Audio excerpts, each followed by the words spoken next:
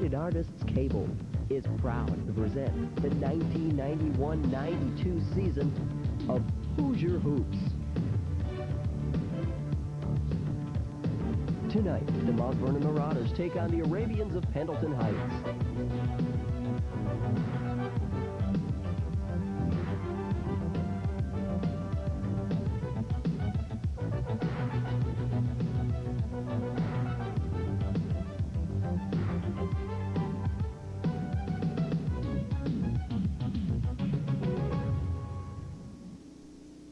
Hello again, everyone. Welcome to another United Artists Cable High School basketball game on Channel 11. No, I'm not Bill Pitts. This is not Bill Pitts. Right here is Amy and Aaron and Jen, and they're the Pendleton Heights senior cheerleaders, right? Okay, at least one senior in here. Who's going to win tonight, girls? Pendleton Heights! And for getting on UA Cable, what do we get? Brownies! All right, way to go. Hey, keep up the good work. We'll see you guys. All right. A lot of fun, Tom. That's why we do these promotions. We get the goods. We talked to these girls last week, and they said, we want on TV. We said, make a sign that says you love UA Cable. We'll get you on. And this was a bonus, the brownies. Just a couple of calories there. That's right. And you and I can both use those, right? No doubt about it. To our advantage. Hey, if you haven't figured it out by now, we are at Pendleton Heights High School, and we have a dandy tonight. We've got the Mount Vernon Marauders coming in, I guess, ranked around 30th if you count all the honorable mention votes and everything. 4-0, Tom, against a Pendleton Heights team that, frankly, has surprised, I think, even Coach Rick Baumgartner at 3-1. And this is one of those backyard squabbles that should be a dandy ball game. That's a good analogy, Bill. Backyard squabble, because when these teams get together, it usually is a squabble. Some fierce competition over the years. We've seen them down here, and but Mount Vernon plays that type of basketball. We've seen them at Highland, and they play very hard, scratching, kicking. Banner season last year, 22-6, Tom. They got all the way to the Final 8 in the state. It took a very good Alan Henderson-led Brebuff team to take them out. And they've got one of the premier seniors in the state in Brian Gilpin, a youngster that 6'11" is no exaggeration, is it? No, we've been watching him warm up here. He's a good 6'11". Now, he's thin. He may be a little heavier than last year, but he is tall enough to dominate a basketball game. He really is. I guess the question for Jimmy Howell would be being able to replace some of the quality players last year that helped them to that fine season that they had. Chad Klein, of course, is a starter as a freshman out at Bradley University, doing quite well, according to Jimmy. And Roger Huffman was their fine point guard. But they've been able to replace that with some kids like Boyle and Miles and Muterspaugh, and they're stepping right in there and keeping the tradition going. Well, you think they got a Gilpin 6'11", and that's all they need. That's not true. You got to have some backup players. So many times I've seen a team that is a one-player dominated, especially a big kid. That kid gets in foul trouble, and 9 times out of 10, the team will kind of go downhill. A lot of times, the other players will pick up the pace and play better when that kid gets in foul trouble. But Mount Vernon it cannot be, and probably as long as Jimmy's there, will not be a one-dimensional team. So they've surrounded Gilpin with some pretty good basketball players, or else you wouldn't be in the top 25 or 30 in the state of Indiana. That's for sure. And one of those is Kevin Browning, a youngster that started a year ago. Rick Baumgartner told me a little while ago, said, we really are as concerned about him as we are Gilpin, because he penetrates, he makes things happen, he makes everybody a better player around him. If you got a 6'11" kid, you got to have someone that can do it outside, because a lot of times you're going to get 3 guys surrounding that big kid inside. Gilpin's got to recognize when he doesn't have anything to do, get the ball back out to Browning, who is their second go-to guy, or their outside go-to guy, or anyone else. They may collapse on him and really watch Browning close. So someone else, Muterspaugh or someone, has to pick up the slack there. Let's talk about the Arabians now, Tom. 3-1, a good win last week. In fact, a great double win, but a good win here on Channel 11 over the Madison Heights Pirates. And they've just really surprised folks with their scrappiness and youngsters like Shane Conway that just keep finding ways to win. and that's exactly what they're doing. Anyone, and we're not for any one team, but anyone that likes basketball has to be real happy for Rick Baumgartner this year. Not only has he told us time and time again what a good bunch of kids it is, they're being very successful early in the year, which is something they've struggled with over the years, getting a very good start. So if you're a basketball fan at all, you got to be pleased for Rick. But Pendleton is surprising a lot of people, and they're doing that with not a very big lineup, but just with some kids that are willing to do what they need to do to win and play their roles. I guess the not afraid to get on the floor and get the loose balls, and when you got a team that'll do that, as you say, the coach has got to be pleased. Well, they're showing people what execution, being in position, really hard play, like you say, scrapping will do for you. It doesn't matter how big you are. If you'll get position on the boards, if you'll execute your offense and play hard, good things are going to happen. I think right now that's what's happening with Pendleton. We saw the Arabians last week. Their outside shooting maybe wasn't quite as up and Hughes, but it was adequate enough to keep Madison Heights kind of off balance, so to speak. They'll probably try to give that kind of trouble tonight again to Mount Vernon. That's true, and they got to do something else they did against Madison Heights, stay close in the rebounding battle to be in this ball game. I think it's going to be a very good ball game. It'll be interesting for me as a color analyst to watch what they do with Gilpin, whether they try to collapse on him, front him, play behind him, two guys on him, whatever. But that'll develop during the game. We'll sure report it. And if the Pendleton Heights cheerleaders cook as well as their players play, we're going to have a fun evening. No doubt about it. Once again, our matchup from Pendleton Heights High School, the host Arabians taking on the visiting Mount Vernon Marauders. Tom and I'll be back with the starting lineups and our tip-off after this timeout. Welcome back to Pendleton Heights High School. Bill Pitts along with Tom Harvey, and we're just moments away from the introduction of our starting lineup. And I'll tell you what, Tom, we have got a big, huge week of basketball ahead of us. This is the first of 5 over the next 8 days. And take a look at that schedule next week, will you? You talk about 3 dandy ball games. Wednesday night, the game that everybody's been talking about since I don't know when. You tell the game and I'll do the sound effect. All right, Anderson and Highland. Cha-ching. Friday the 20th in the Coca-Cola Shootout, Anderson against Battle Creek Central, a team, of course, out of Michigan that's highly regarded. Ka-ching. Cha-ching. And then Saturday, our last pre-Christmas contest, another exciting contest here on Channel 11, the Highland Scots taking on Dayton Dunbar. 2 great intersectional battles along with city rivals Anderson and Highland. I don't know how it could get any better. Well, those 3 together rate a big one. All right. 3 great basketball. Bring them to you. Anderson, Highland. If that game's not sold out, it'll be as close to 2 games we're doing in the shootout. A lot of good basketball. Go up to the Wigwam, get in, see those games. You'll see talent from the top teams from Indiana. And it's just a powder keg of basketball on Friday night, Saturday afternoon, Saturday evening. And then, of course, you can watch the replay on UA Cable, Channel 11. We'll give you more about that as the evening wears on. And certainly, do indeed encourage everybody to support that. It's a great opportunity to see some of the best players in the Midwest, if not the nation. So take advantage of that great opportunity, the 20th and 21st at the Wigwam. Let's talk a little bit more about tonight's game. The Marauders coming in at 4-0, Pendleton Heights at 3-1. This is a White River Athletic Conference game, and more than that, Tom, it's just, as we said, one of those backyard squabbles. These 2 schools aren't really all that fond of one another, and it's just because of the proximity, I think, of kind of being right down the road from one another. They really love to get the advantage on the other guy. This really kind of reminds me of the old Pendleton-Markleville rivalry. They've combined in one school now, but it's just it's bragging rights, and it just gets so intense that they just play so hard that sometimes they really get upset with each other. All right, here are the introduction of the starting lineups. Jeff Boyle comes out, 5'11" senior, averaging 12 a game. Matt Miles, his running mate, a 6'1" senior, averaging about 6 a game. There's Kevin Browning, a 6'1" senior. He's their best scorer at 19 a game through the first 4.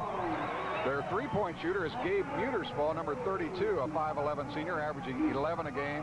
And take a look at this big guy, Brian Gilpin, 6'11". He towers over all of his teammates, averaging about 18 points a game. Wears number 50 in the black and gold for the Marauders. Rodney Hughes coming out for the Pendleton Heights Arabians. Rodney wears number 14, a 5'11" senior, averaging just about 10 a game.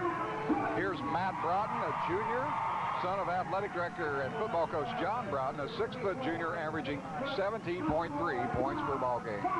Todd Fox is a forward, a 6-foot sophomore, playing very well, the youngster is, about 5 points a game. And the guy that kind of personifies this team is Lance Conway, a 6-foot senior, a hard worker at 10 points a ball game. And of course their big guy is 6'4" junior Jason Burke, averaging about 12.5 a game. There you have the starting lineup. Giving up 7 inches to Gilpin, and but you know that didn't matter last week against Madison Heights. They played him close on the boards, and Pendleton Heights going to have to play that same kind of game tonight.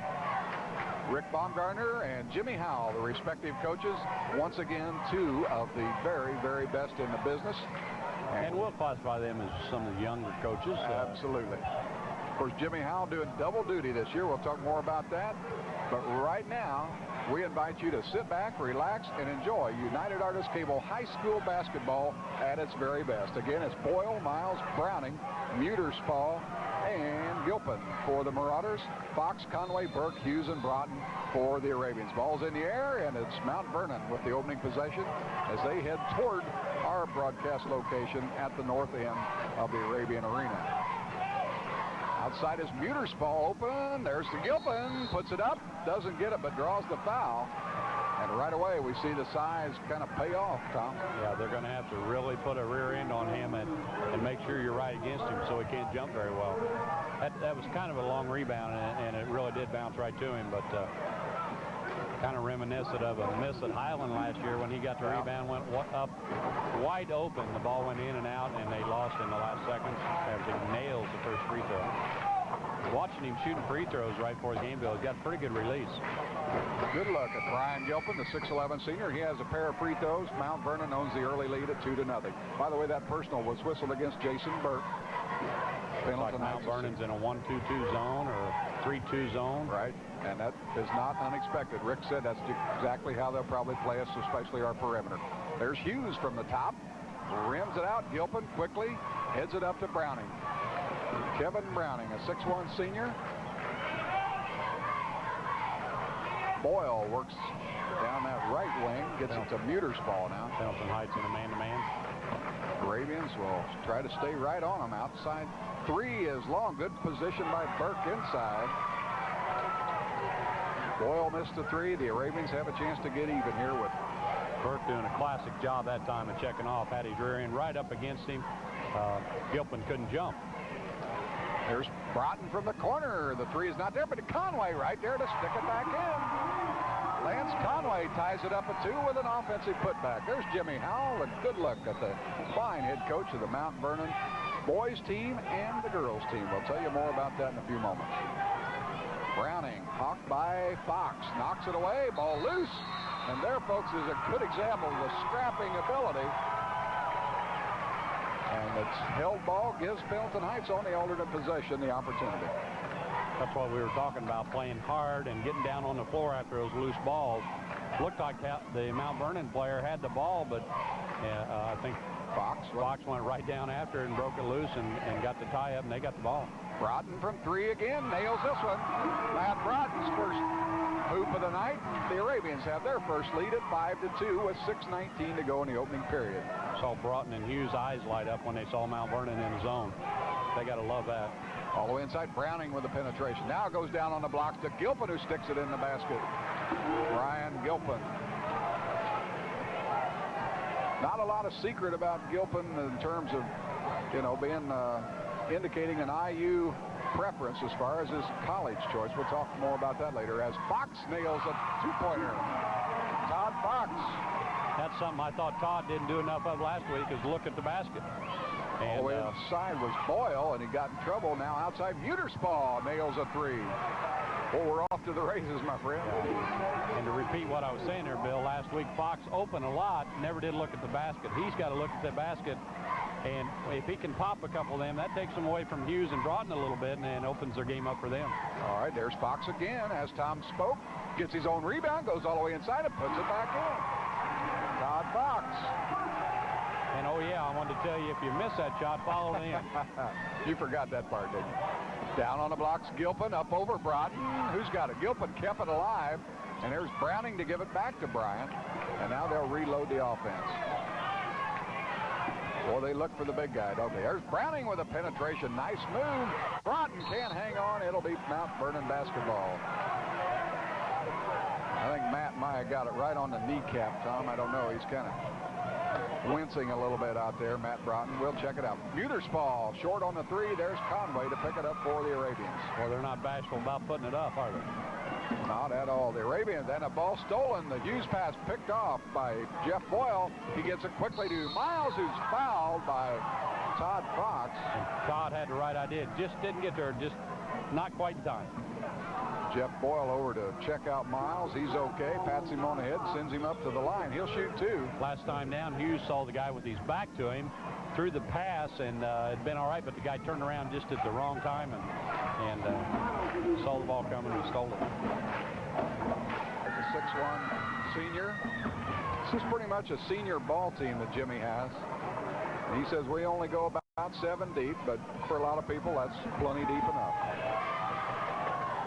Miles ties it up with a pair of free throws. The Marauders stay perfect at the line. Someone needs to check the water in Mount Vernon. They've always got a 6'9", 6'8", 6'10", 6'11". Seems like for years they've had big kids. Well, I'll say they had a dandy in Chad Klein, who's down at Bradley and starting as a freshman. Outside, Fox nails another three. Coach Harvey is encouraging the youngster to shoot, and he is sure getting her done right now. 12-9. There's Gilpin inside, goes up and like kind of shooting fish in a barrel. Well, Burke turned his back on him. They just threw it over his head, and there was nothing he could do after he caught the ball. If he gets it down on the blocks like that, buddy, it's all over, isn't it? Yes. 12-11. Arabians by a point with just about halfway through. And Fox again. Got it again. Three-pointer again. Todd Fox. Every time he scores, it's a new career high. He has 10 points already here in the first 4 minutes of the game. And he's fired up. I'll say Brad takes Fox inside, but sets up Muterspaugh. Good wedge out by Burke inside, and Gilpin hits the deck. Out of bounds to Mount Vernon. Well, I'll tell you, you talk about using your backside. Old Burke was doing it, wasn't he? Not sure that wasn't a foul on Burke. He was just shoving him out of the way, and of course they're letting him play, so they don't call that. Boyle plays it into Muterspaugh. Now goes down low. There's Gilpin up and good again. Not much. Gilpin shoves off a little bit to get the ball, but if they're not calling that under there, you got to play how the referees are calling it. 15-13. Arabians by a deuce. Fox with a dish off. Todd Stone is in the ballgame, by the way, for the Arabians, number 40. Now Conway sends it outside to Broughton, and the Arabians will set it up. Still a 3-2, I think, isn't it, Tom? Pretty much, or kind of a... Yeah, they're almost like a matchup zone right now. Fox again. This time the long rebound in the ball game. We'll have to check out the substitution for the Marauders. Muterspaugh now goes down to Gilpin. Missed that one. Tough one. Hughes with the rebound. I think we're going to get a foul on Miles. Pretty late call, but I think it was a foul. And I got the ball? No, I don't. By the way, the youngster checking in for Jimmy Howell is Jeff Brandes, B-R-A-N-D-E-S, a 6'2 senior. He averages 9 a game off the bench. He plays that 6-man role very, very well for Jimmy Howell's ball club. All right, we got a momentary lapse in play. We'll have Fox and Hughes to bring it up here. Good crowd down here tonight, Tom. Really is a good crowd. Student section really into it, too. I was shocked when I pulled in the parking lot, all the cars that were here already, and I don't slide in here quite as early as you, but there was a pretty good crowd out there. A lot of folks here. There are a few empty seats, but not many. And that's because I have seniority. That's right. That's right. I will defer to your whiskers. Hughes on the outside sends it around to Broughton, and again the Arabians will try to find that perimeter shot. They've been living on the perimeter so far.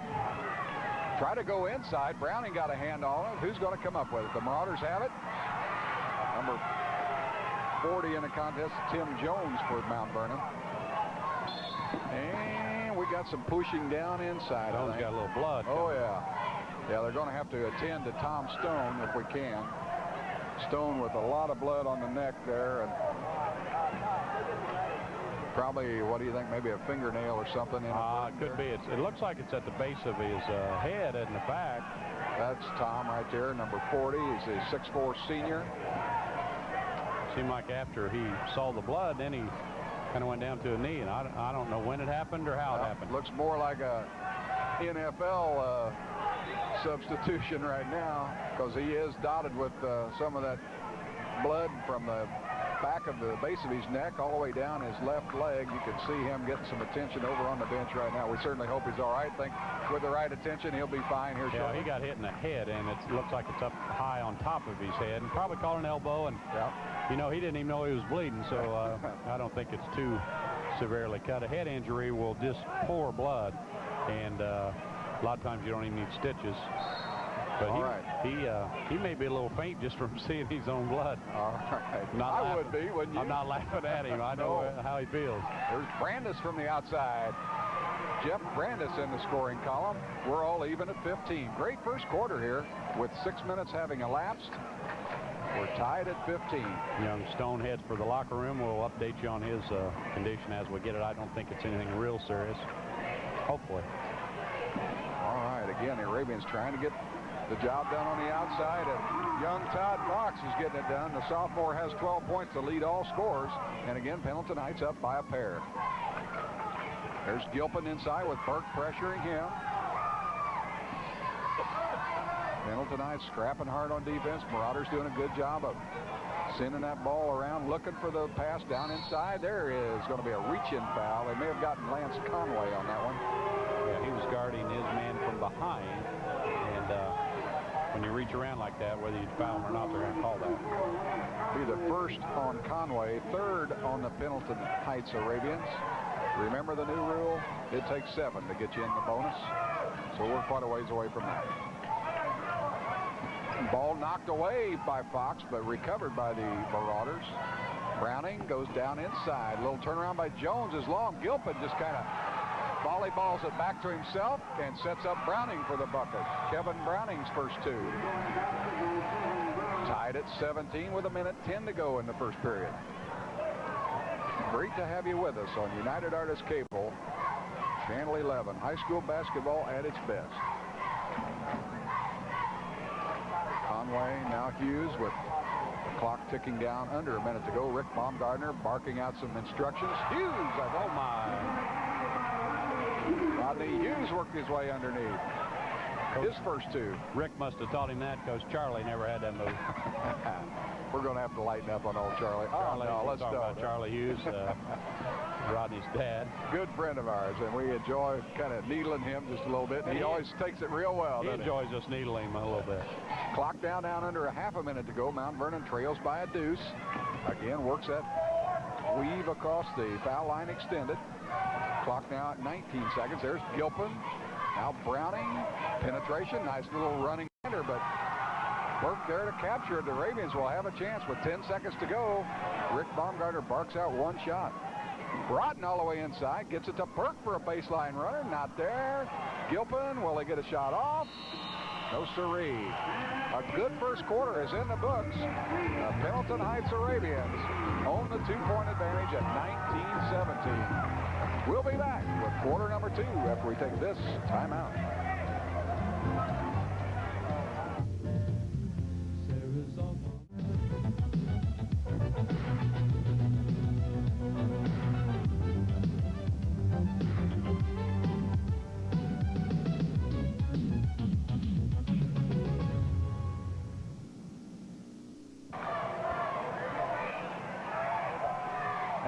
Back at Pendleton Heights High School. 2-point advantage for the Pendleton Heights Arabians and a good first quarter of action. And we'll pick up Tom's numbers as we can work them in here. And I think they're going to be pretty good numbers for both teams here, Tom. Pendleton Heights really doing a good job from the floor, thanks to Todd Fox. 8 out of 13 and take over if anything happens out there. Three three-pointers. Ball game tied up as Brandis works his way open for about a 15-footer. We're even at 19. And Pendleton, or Mount Vernon, 6 out of 15. They had 1 three-pointer. They're shooting 40%. They've had 4 free throw attempts, made all 4 of them. Pendleton hadn't shot any. Surprising rebound, 7-6 in favor of Mount Vernon. That's what Pendleton has to do to stay in this game. Conway works inside. Gilpin captures the rebound off the defensive glass, and Muterspaugh brings it up quickly. And a good game. 2 turnovers. Pendleton, 1 Mount Vernon so far. All right, it is indeed a good floor game. Open is Miles, who runs one up off the board. Rebound all the way on the floor. Rodney Hughes collects it for the Arabians. Tied at 19. Fox all the way inside. Loses it off the baseline and off his knee, says the official. Todd Fox with 12 first quarter points has taken advantage of what the Marauders have given him and done so quite nicely here in the first. Well, I think the referees right now are calling a game that favors Mount Vernon only because Gilpin's reaching over a little bit. Really not fouling, but a lot of times when a kid just reaches over, they'll call that. And as you see that ball circled around the rim there a few times, Jeff Brandis. A couple victory laps and then fell through. Marauders back on top now. Their first lead in a while at 21-19. Burke with a move inside. He missed it. Rebound Conway, and we're going to get a Marauder foul. I think Burke was so shocked he was that wide open, went right around Gilpin, and he was floating through there, and that kind of has tended to throw your shot off a little bit. Hey, by the way, we mentioned the youngster from Mount Vernon from last year that's down at Bradley University, Chad Klein. We talked last Saturday to Kyle Hupfer's dad, who's at University of North Carolina, Greensboro, and he's doing very well. Said things are going very, very well for him, and we're glad to hear that. Well, the medics just took the stretcher away from the locker room with no one on it, so that's good news for Tom Stone. Fox penetrates inside, goes up against the big guy, and got it to go. Boy, he's really asserting himself this evening. 14 points for Todd Fox. We're tied at 21. Gilpin for a 15-footer. The big guy can't get it to drop. There's who else? Conway. Always has a nose for the ball, it seems, and it seems to be right there. Broughton from the baseline. Rebound over the top. There's Todd Fox. And he may be fouled. Indeed he was. Jeff Boyle reaches in. His first, team's third. Each team now with 3 personals, so it'll be a common foul out of bounds to the Arabians.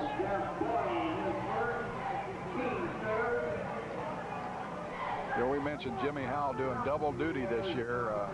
He says he's really enjoying it, but I said, guys, you got to be meeting yourself coming and going, coaching the girls team and the boys team. He said, my day starts at very, very early, let's put it that way, and usually isn't over till about 10 o'clock at night. Broughton cannot get the outside shot, but there's Gilpin. Or was it Burke? Let's see. I think so. I think they're going to whistle Gilpin, Tom. Let's see. Yeah, 5-0 is the call. That's Gilpin. Okay. First on Bryan, 4th on the team. As you see, number 40, that's Tim Jones. Check back in. Gilpin will get a breather. Pretty good pace on this ball game, so we'll see the benches come into play, I'm sure. 5.5 minutes to go first half. Fox left free. Can't get this one, but there's Broughton. Boy, he went after the ball, too. Fox didn't get it, but he was right there. If Broughton hadn't got it, he would have had it. Pendleton Knights with the offensive rebound, and Tom said, being very alert and doing the job. There's Burke down inside. Now, he doesn't have Gilpin to worry about, and goes up and got it to go. His first 2 of the night, and I guess interestingly enough, they do come after Gilpin leaves the ball game, but on the other hand, he hadn't had the ball that much either. Right? No, and they don't need him to score to win. That's exactly right. Muterspaugh gets his own rebound, and he puts it in. He said, hey, we can do that too. Muterspaugh has 5, tied at 23. What a great ball game and a great pace ball game. Yep. These are the kind that are fun to watch. Not surprising at all that these 2 teams would really go at each other hard, and it could go just like it did 2 years ago when we were down here, right to the last shot when a young man named Archer kind of nailed one at the gun to win it for the Marauders. Conway got in too much trouble that time, and Marauders have a chance to take the lead. Muterspaugh across the lane, almost came right to us. Harvey with a good foot action there, kept the ball out of my face. Feet probably better than my hands. Bigger. But they're right. 4:19 to go. We're going to call a foul on Hughes on the play. That would be the first on Rodney, fourth. Each team with 14 fouls. Mount Vernon will play it. A chance to break the tie. Mount Vernon has changed their defense on the other end. We'll check it next time down. Looks like they're in a 2-1-2 trap. We'll check it down. You know, Pendleton's in a 1-3-1 right now. 3-1, off the inbound maybe. Brandis open from about 17 feet. Rebound, Conway. Pendleton Heights will try to break the tie. Right now knotted at 23. Looks like they're in a 2-3 now, and they're really pretty aggressive on it. That's Conway, a rainbow, doesn't go. Lance will drop him out of the ceiling on you if you don't guard him. And Conway bumps Muterspaugh and picks up the call. On Lance, that is his second, team's fifth.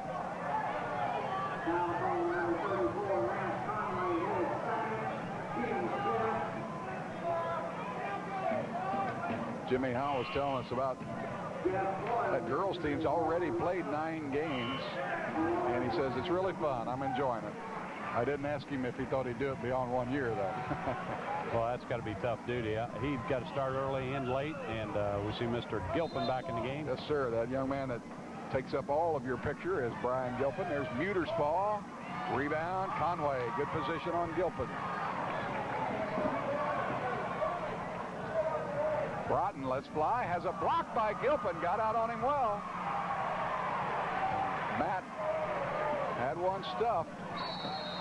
Going to have a foul on Todd, or check that on Lance Conway. That is his third. You're absolutely right, Tom. That could be a critical one. We don't see Fox, or I'm sorry, Stone back on the bench yet, so they're still attending him. They may need stitches for Tom. So quite possible.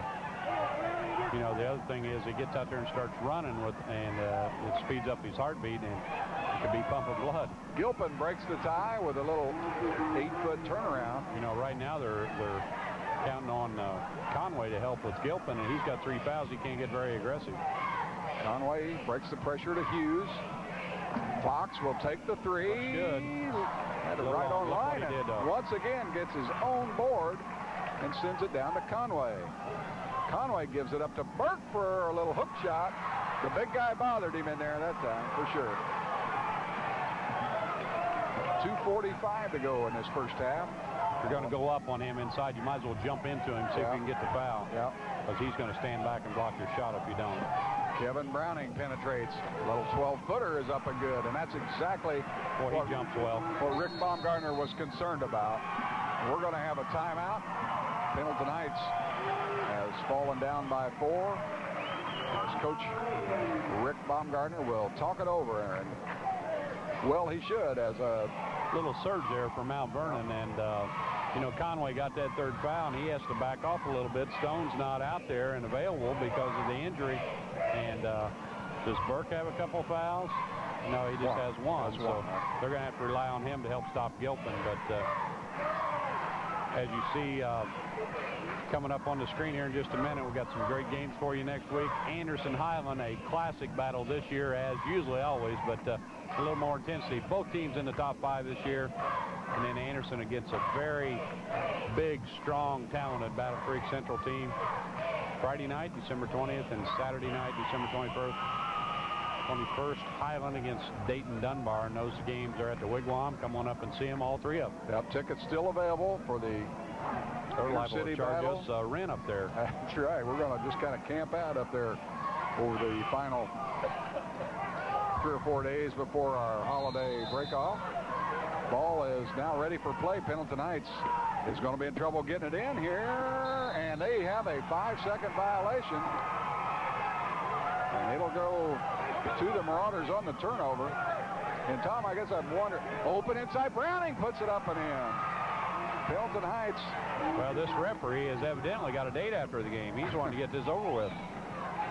Started to say, I think he handed him the ball so quick when they give it to Mount Vernon that Pendleton Heights didn't have time to set up their defense. Fox can't get it to go. Browning has. Pendleton getting cold. They missed 5 in a row now. Their last 5 shots.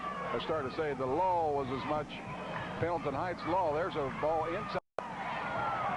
Shane Bolander in the ball game, by the way, for the Arabians, number 30. And what do we got? Hughes. Foul on Rodney Hughes would be his second.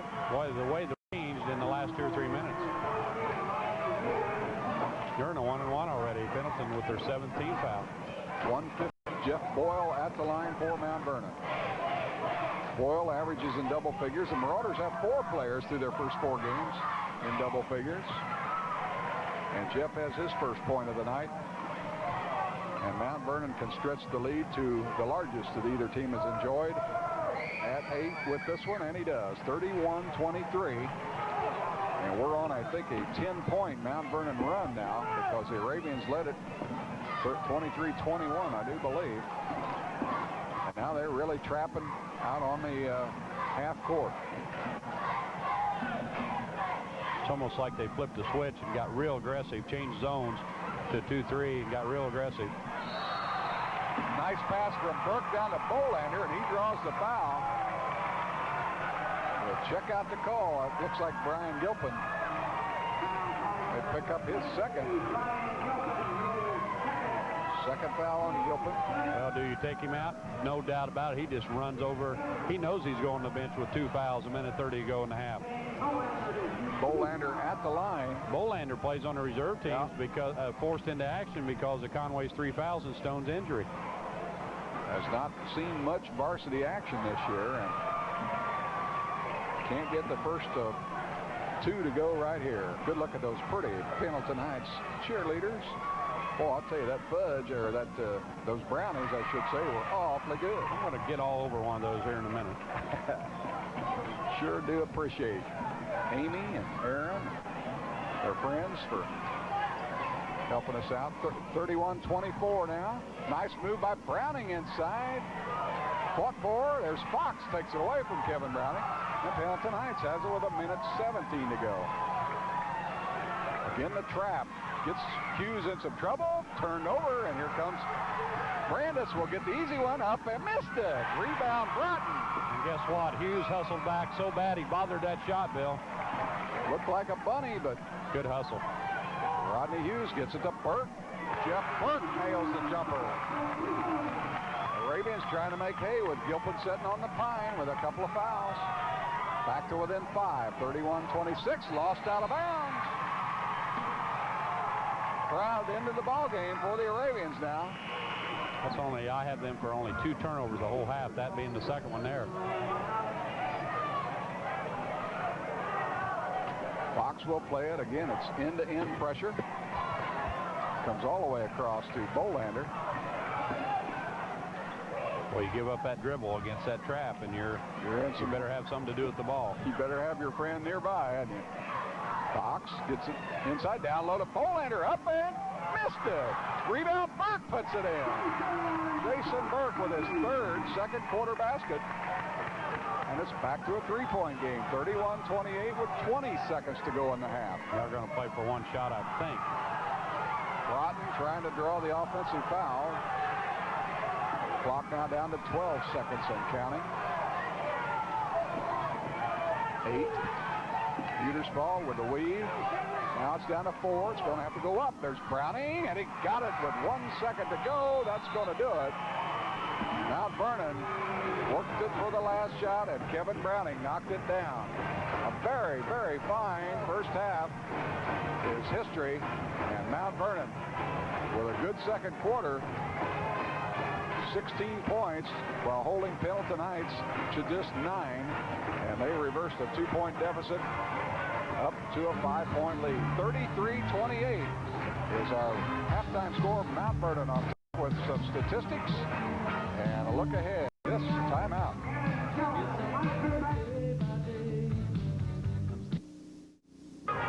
Welcome back to Pendleton Heights High School. We're at halftime where the Mount Vernon Marauders own a 33-28 good first half and certainly a very good second quarter for Mount Vernon, Tom. Sure was. Pendleton Heights, you know, Mount Vernon made some adjustments on defense there. Pendleton Heights didn't get a three-pointer in the second half, or the second quarter.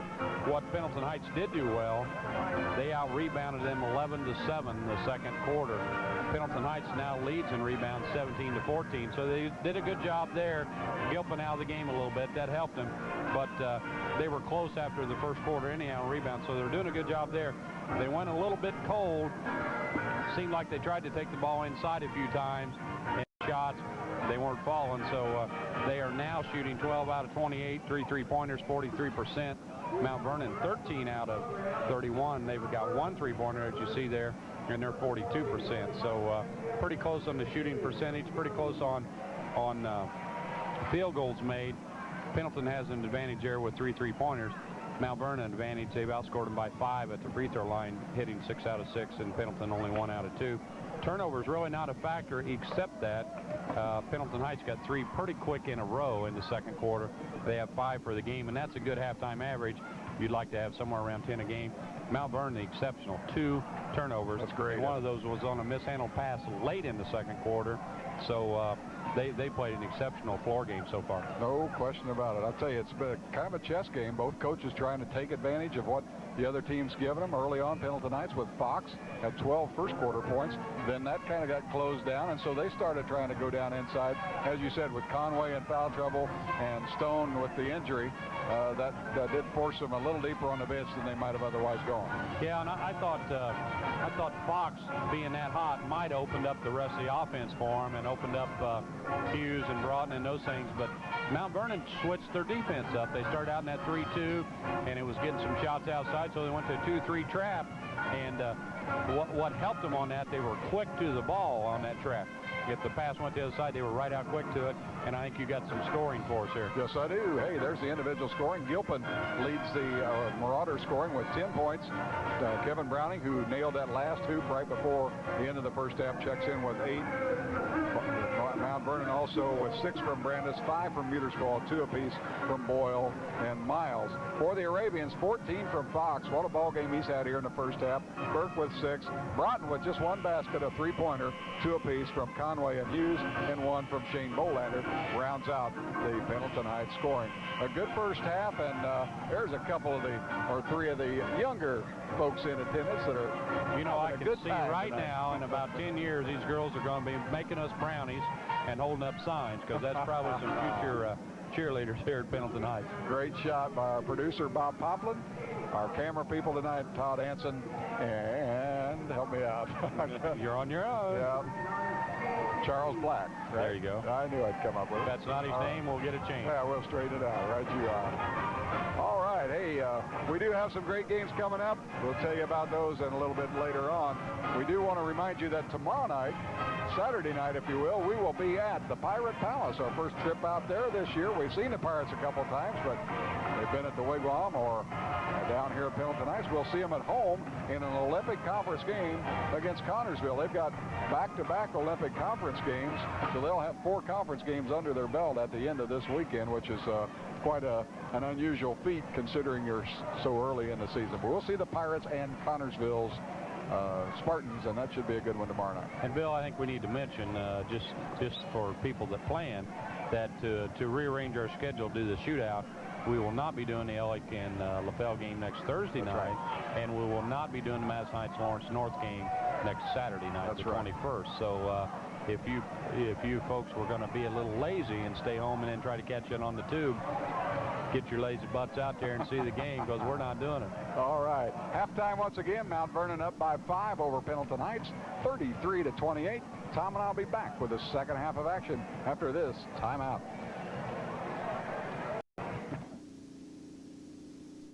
And play just underway here to start the second half. Pendleton Heights will have the opening possession. Fox all the way down inside, and they're going to call a blocking foul.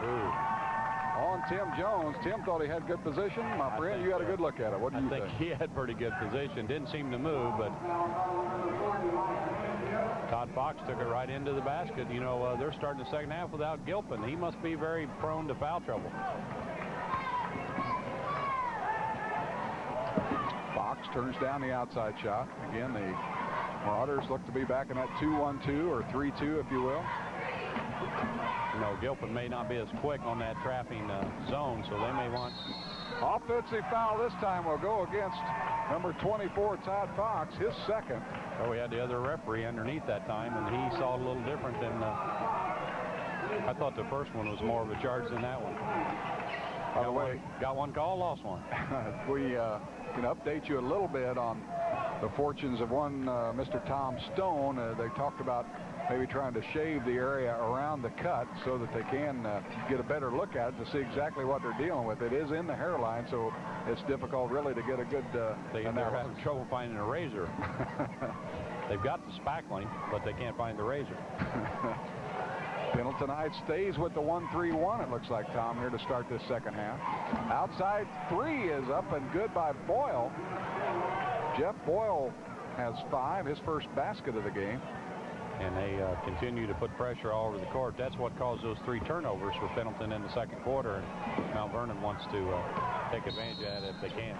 Burke is fouled by Jones as he makes the baseline move right in front of our down camera, manned by Todd Anson.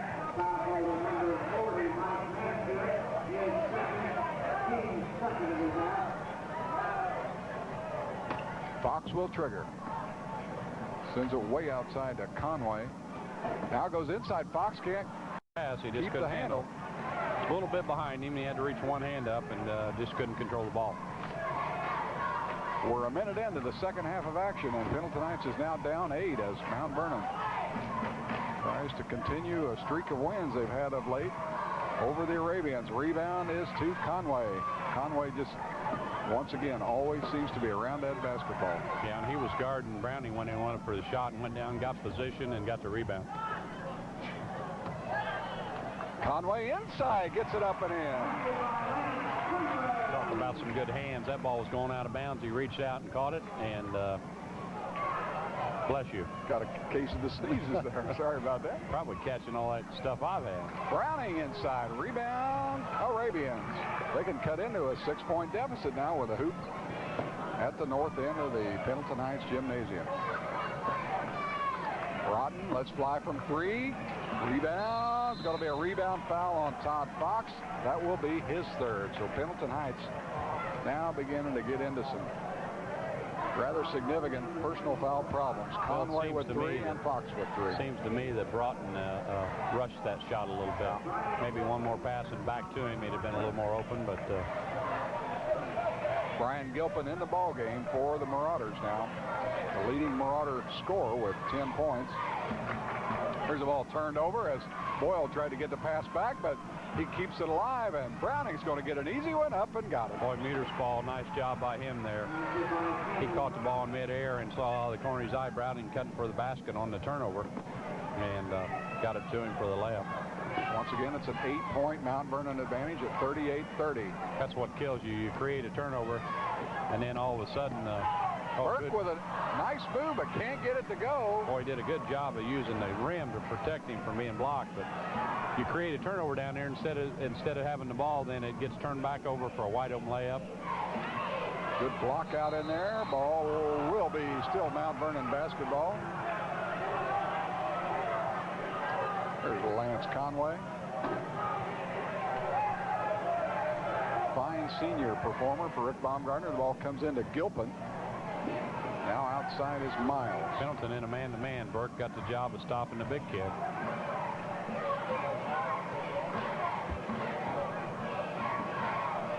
Boyle lets fly. Bingo. Another 3 for Jeff Boyle. His second 3. The 3rd 3 of the night for Mount Vernon. Yeah, they're showing they got some weapons besides Browning and Gilpin. 41-30. This one is slowly but surely starting to get away from the Arabians. They need a hoop, and Broughton can't handle a pass. We're going to see Brian Foley for Rick Baumgartner. There's a good look at Coach Baumgartner. Not a happy camper right at the moment as he does a little more teaching on the sideline with Rodney Hughes. Didn't like that pass that Hughes made. That was a long pass, and when you throw it low like that, it's always got a lot of spin on it, hard to handle. Marauders work that motion offense. Browning good penetrator, goes inside, gets a 12-footer, and there's Conway with yet another rebound. Lance, our Star Financial Player of the Game against Madison Heights last week. And we want to remind you that we will be naming a Star Financial Player of the Game again for the Pendleton Heights Arabians at the conclusion of tonight's telecast. There's a reach-in foul. I think Boyle is going to pick that one up. Jeff Boyle with his third team foul here in the second half on the Marauders. Tom, you alluded to it earlier. What a game we had a year ago, the season-ending game between Mount Vernon and Highland. That was a dandy. There's a ball nearly stolen, but now Burke will challenge Gilpin. Goes up, missed it. Gilpin got the best of that one. Too many long arms in there. Outside jumper, rebounded by Conway. He must be close to double digits on the rebounds. What's amazing, Bill, about that final game was both teams playing very well. Almost a turnover and a foul. Muterspaugh picks up the foul. What's amazing, that game was close, and Mount Vernon really had the last shot, a good shot, and missed. Both teams end up in the final eight of the state, going different ways through the tourney trail. And as you said, Verbuff takes out a very good Mount Vernon team, ends up in the state finals. Gary Roosevelt takes out a very good Highland team, ends up in the state finals winning it. So both teams really did a nice job for themselves. Conway has it deflected, I think, and Gilpin kept it alive for the Marauders. Boy, it was a game. In fact, our highlight tape showed that Browning miss and the follow miss by Gilpin. I know those guys would love to have those shots back in that one. There's a nice outside shot, a 2 by Muterspaugh. And Rick needs a timeout, and we'll get one here. I tell you, Mount Vernon's doing it from everywhere. Gilpin really not an offensive factor right now in the game, at least in this quarter, but they're just killing them from outside. Perimeter game's good. 2:57 left to go in his third quarter, and it's now Mount Vernon by a substantial 13 points at 43-30. And they've really done everything just about right here in this second half, haven't they? Yeah, and the thing that's hurting Pendleton Heights is the foul trouble. You know, Stone came in last week, didn't score a whole lot against Madison Heights, but sure give him a boost off the bench as far as rebounding and doing some other things right out on the floor. He's not available.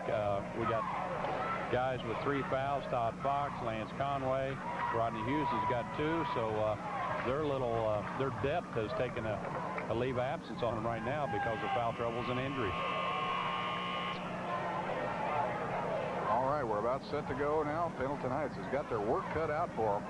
On the floor for the Arabians, Fox, Conway, Burke, Foley, and Broughton. For the Marauders, it's Gilpin, Browning, Muterspaugh, Boyle, and Miles, their starting combination.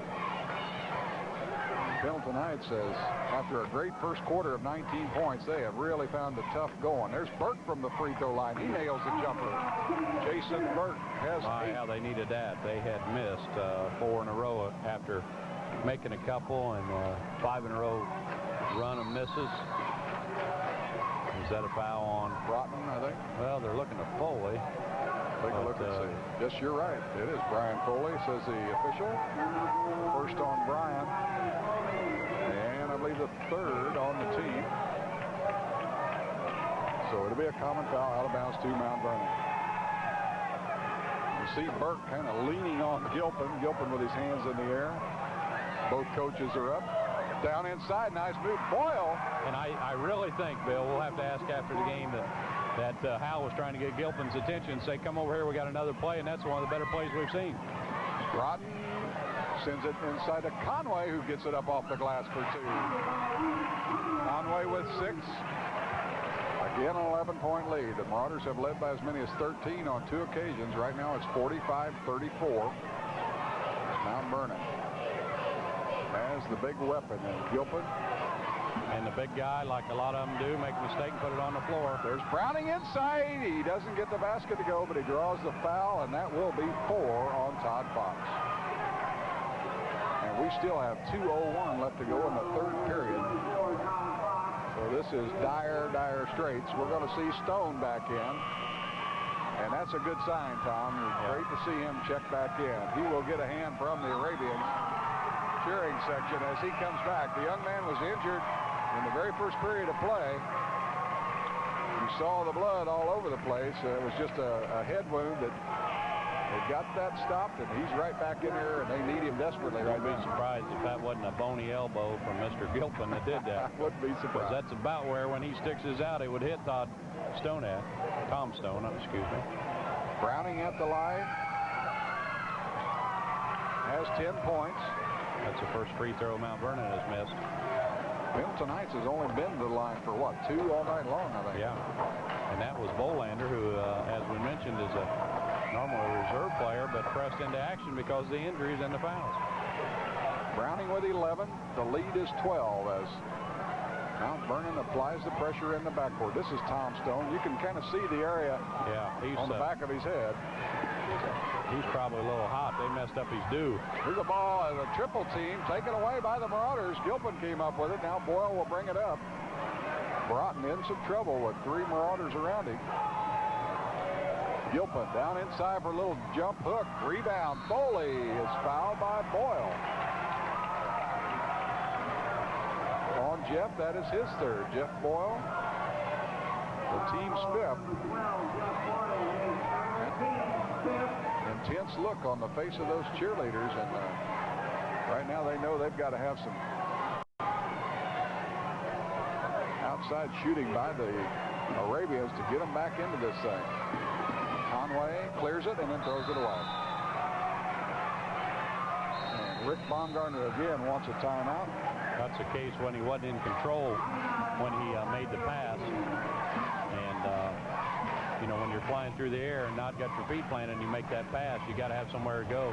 He didn't have anywhere to go, and he threw the ball away. Pendleton Heights and Mount Vernon, the first of 5 big games here on Channel 11 in 8 days. We will have had 11 fine high school ball games by the time we sit down to Christmas dinner, I'll tell you. There it is, coming up again next week. What a trio of ball games for you. Anderson and Highland on Wednesday.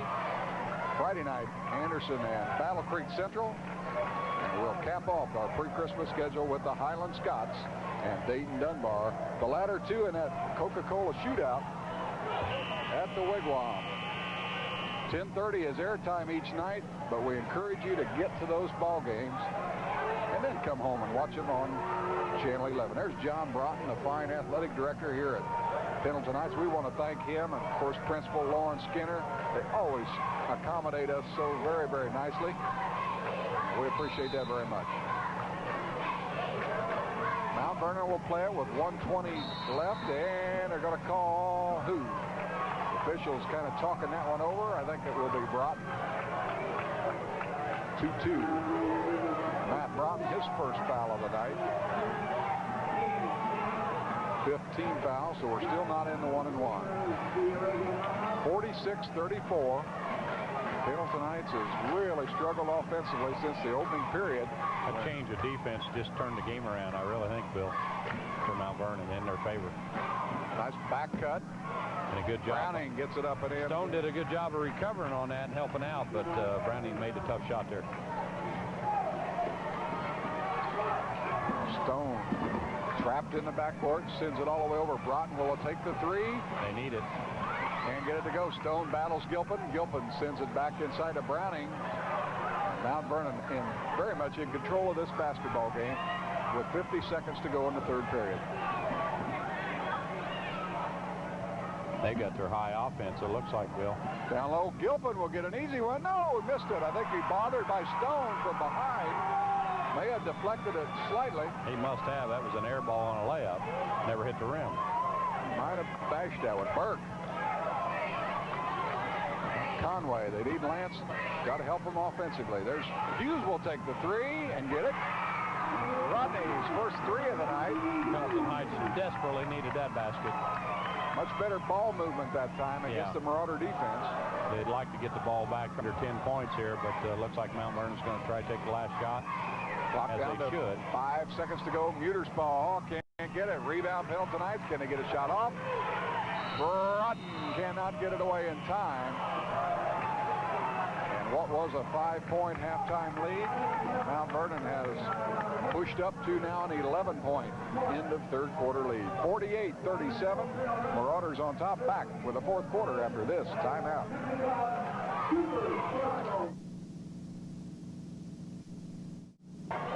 Welcome back to Pendleton Heights High School. Hey, give us a wave. That away, guys. All right. They got some animals in that student section over there, don't they? Yeah, they do. And we're not going to tell you what pack they're from either. All right, we're back in action. We'll pick up Tom's third quarter numbers momentarily. Oh, nice move by Brandis on the backside. They pulled that out. They've had the back door a couple times now, early or late in the third quarter and early in this fourth quarter. And playing from behind, and you're over guarding your man, trying to stop him. Worked with a hard move. Can't get it, though. Gilpin's presence again had to be noted. And Mount Vernon will have it. Pick up some of those third quarter stats. Well, as I was trying to say there, when you're overplaying your man, and when you're behind, and then that makes that back door, and they're playing their two big guys out and trying to play that kind of backdoor slashing defense. Pendleton Heights shooting 17 out of 38, 45%, 4 3-pointers, 18 out of 43 for Mount Vernon, 42%, which is where they've been the entire game almost. And they 13 points. And they've got, I think they've got 4 3-pointers now themselves, through 3 quarters. Broughton will try to go all the way. Gets it to Stone, who has it rejected by Gilpin. Brian Gilpin with the reject. There's Broughton on a off-balance shot, followed up by Burke off balance. Pendleton Heights really kind of pressing now, aren't they? Are pressing indeed. Down by 16 points. Go ahead and finish out there. There's another back door. Brandis again, and they're just kind of slicing them apart right now. And Rick wants another timeout. We'll stay here and then get these numbers and finish the stats for the third quarter. Pendleton Heights has only been at the line twice all night. Bill made one. That was in the second quarter with Bolander in there and got fouled on a shot. And that's not unusual, I guess, when you do depend on the perimeter as much as they have had to do, right? That's exactly right. Now, they've tried to force it inside a little bit and maybe pick up some fouls on Gilpin, but he's kind of standing back and just sticking that big old ball out and swatting the ball away. And he's probably got, what, 3 blocks tonight? Or, I think so. Or maybe 4. Mount Vernon, on the other hand, has been the line, as is evidenced by the foul trouble on Pendleton, 8 times, hit 7. Browning missing their only free throw. That's 88%. Pendleton Heights, surprisingly, still controlling the boards, 22-19 after 3 quarters. That's a surprise. Here's probably the biggest stat that'll tell you why the game's gotten a little bit out of hand. Pendleton Heights had 6 more turnovers the third quarter, got 11 for the game. Mount Vernon's got 3, 1 per quarter. All right, play about ready to resume now with 6.5 minutes to go in the contest. It's a huge 18-point Mount Vernon lead now, as they have really dominated since that opening period. We're going to see Jeremy Nevins in the ball game. Coach Broughton told me that Jeremy will help him a bunch, he thinks, before this season's over. Playing some JV ball, and now here he's getting some time with the varsity. Fox, back in the ball game, has 4 personal fouls. Pendleton Heights has got to do something and do it quick. Nevins, Conway can't get the outside shot. Open is Nevins. He takes the 3 and buries it. Yeah, I guess he might help him. He might indeed. Jeremy Nevins. Well, that was a good-looking shot, too. Good release. Arabians cut the lead down to 15. They've got a big hill to climb with 6 minutes to go. Gilpin looks at the basket and sends it back outside. You know, Nevin coming in, hitting that big 3-pointer. That's about like a rookie hitting a home run. He's first at bat in the bigs. Nice save by Nevins, but it comes right back into the Marauders. There's Browning with a fadeaway. Rebound, should be a foul on Brandis. And he doesn't think so, but good call. Jeff Brandis picks up his first. That'll be the 6th on the team. 1 more on Mount Vernon will send Pendleton Heights to the line, a place that they haven't been very much. Yeah, time. Maybe an ill-advised shot by Browning there, a little off balance, and you know, the only thing that can beat them now is if they waste the clock that's in their favor, and I don't think he had a very good shot there. Brandis kind of nudges Hughes a little bit, and Jeff has 2 quick fouls. Now that one might have been a result of the first call. And that will send the Arabians to the line for a 1-and-1.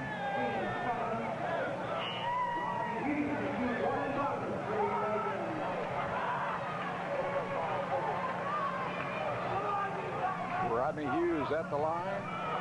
He's an 80% free throw shooter on the season. Through the first 4 in a fraction ball games. Nails this one. Rodney averages right at 10 a game, has 6, looking for number 7.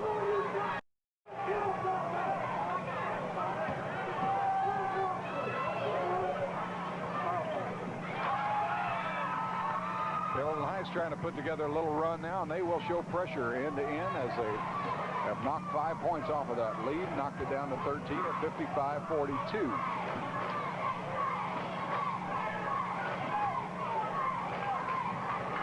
Arabians trying to stay tight on defense, see if they can't come up with a steal, and as Tom indicated, Mount Vernon now has the clock as their ally, and they look to be trying to use it to their advantage.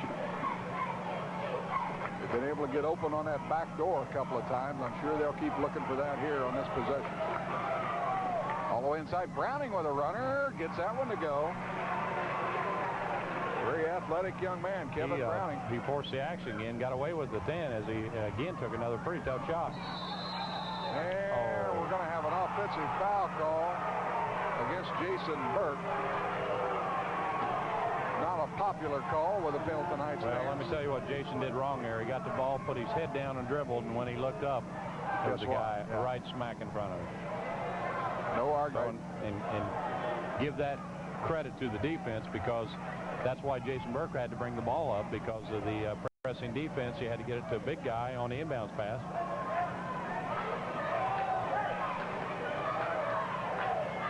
Good look at Rick Baumgartner. We're still waiting, I think, on some perspiration on the floor, maybe a piece of ice or something here. A young man out there doing a little housekeeping for us. Yeah, some jerk threw some ice out there because they didn't like the call. That's real smart. Doesn't help at all. In fact, it can do a lot participating. You're mad at the ref, so you're going to endanger one of your own players. And once again, the official will come across and double check to be sure we've gotten all of the debris. Now we're ready to go. We'll get a PA announcement trying to request a little care be taken by the spectators. And here we go now as Kevin Browning will play it. As the Marauders own the 15-point lead, under 5 minutes to go in the contest.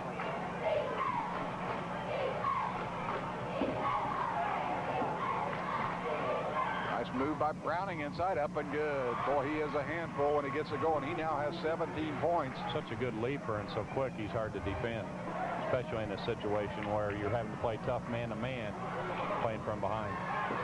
17 points is the margin. There's Burke from the baseline. Jason answers for the Arabians. Burke in double figures with 10. Back to a 15-point Mount Vernon advantage. Problem, Bill, that was about probably 2 minutes since their last basket, and they can't go that long without scoring and have a chance to win this ball game, which is quickly getting away from them. Out official spots a foul down inside.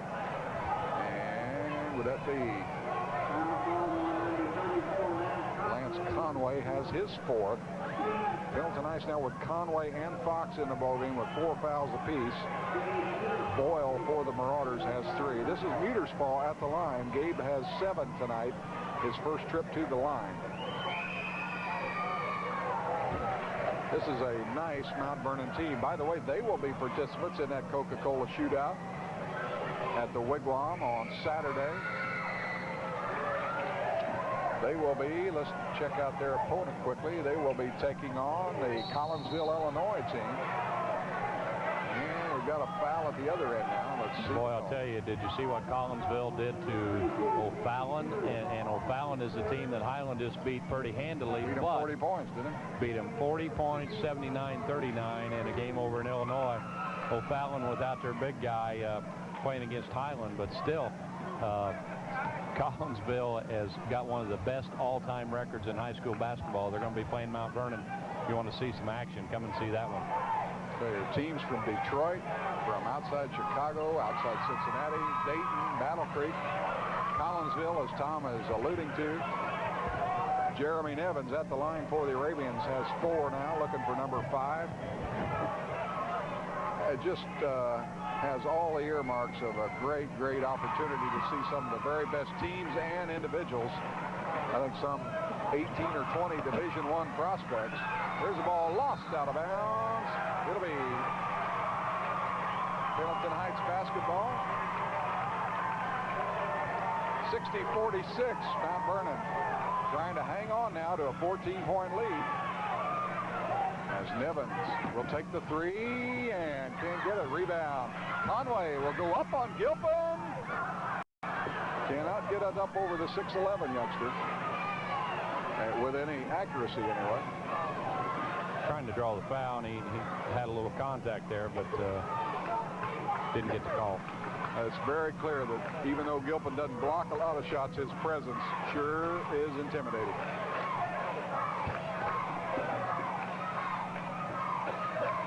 Miles in some trouble, finds the big guy for the outlet. Once again, Mount Vernon will try to use up some clock and maybe finish it off with a bucket. Browning. They're showing some patience now. They use Gilpin as a release man here. If they don't have anything to do with the ball, they end up getting it to him. Browning with a turnaround. Boy, he's hard to stop inside. One guy stopping him. Kevin Browning with 11 second-half points. He has his season average of 19 to lead all scorers. And this one's all over but the shouting. Foul will go against Boyle. That would be 4 on Jeff Boyle.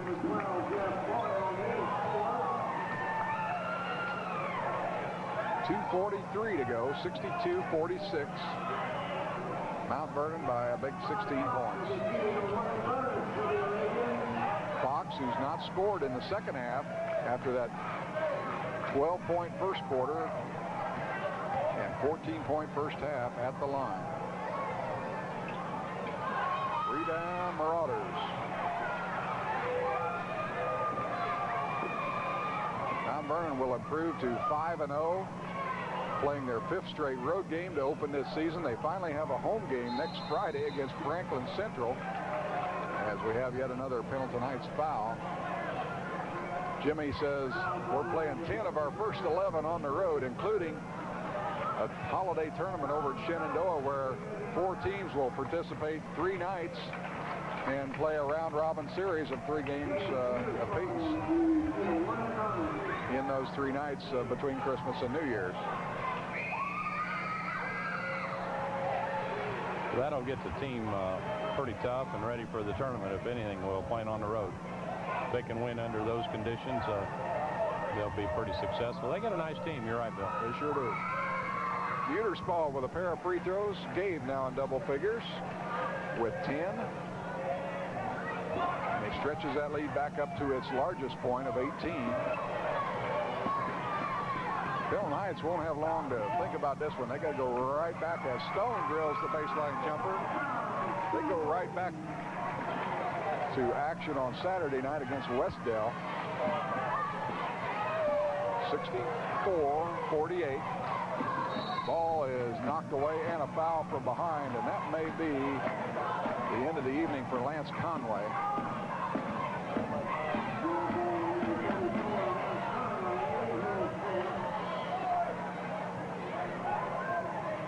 Lance will finish the evening with 6 points. And again, a passel of rebounds. Well, he, I know, had to be in double figures in rebounds again tonight.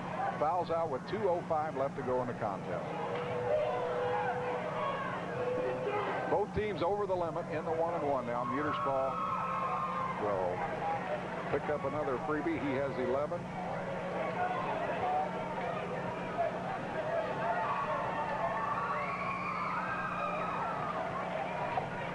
And 12. Last year, Mount Vernon won it by 16, and they look like they may win by a similar margin tonight. There's Hughes from 3. I think he's fouled. That may be a 3 free throw opportunity. We'll wait to see if he was on the line. They're asking.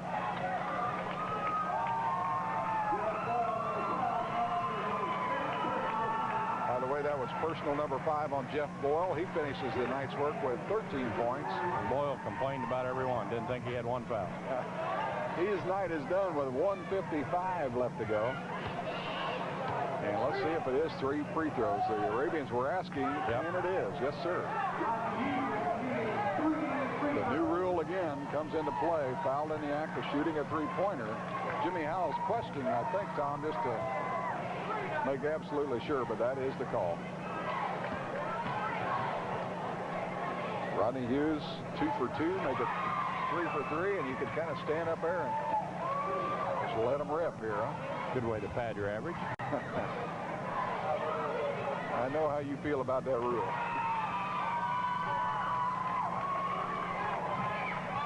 Hughes can reach double figures here. They're always doing something to help those little quick guys. What about us big slow guys? We need help. Timeout called by the Marauders. 1:55 remaining in this one, 66-50. And you know our schedule. We've talked a lot about what we've got coming up before Christmas. Folks, it only gets, well, I don't know if I can say it gets any better. It stays as good as we move into 1992, Tom. We'll have a couple of looks at Bill Harrell's third-ranked Muncie Central Bearcats when they come visiting both the Wigwam to take on the Indians and Fuller Memorial to take on the Scots. We'll have the doubleheader at the Wigwam when Highland and Pendleton Heights take on one another, as well as Anderson and Madison Heights. But more immediately is that trio of games we'll have for you next week. Wednesday the 18th, Anderson and Highland, the game that everybody's talked about. It should be a dandy.